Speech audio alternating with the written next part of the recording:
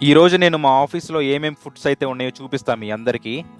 Hi friends! ఈరోజు నేను బాగా స్పోర్ట్స్ అయితే ఆడాను. బాగా ఆకలేసింది. ఇంకా మా ఆఫీస్ డైనింగ్ హాల్‌కైతే వచ్చేసాను. ఈరోజు మా ఆఫీస్ మెన్యూలో మసాలా దోస ఉంది. మసాలా దోస తర్వాత సాంబార్ మసాలా అయితే ఉంది. ఇది ఎగ్ బుర్జీ అంట. ఇదేమో కోకోనట్ బర్ఫీ. ఇది గ్రిల్డ్ చికెన్. చూడటానికి చాలా బావుంది. ఇదంతా అయితే వెజిటేరియన్ సెక్షన్. ఇందులో మిల్లెట్స్, పపాయ, వాటర్ మిలాన్స్, పెరుగు ఇంకా చాలా వెజిటేరియన్ ఐటమ్స్ అయితే ఉంటాయి. శాండ్విచ్ కూడా చాలా బాగా చేస్తారు మా ఆఫీస్ వాళ్ళు. ఈరోజు స్పెషల్ చేపల కూర అయితే చేశారు. ఈ చేపల కూర స్మెల్ చాలా బావుంది.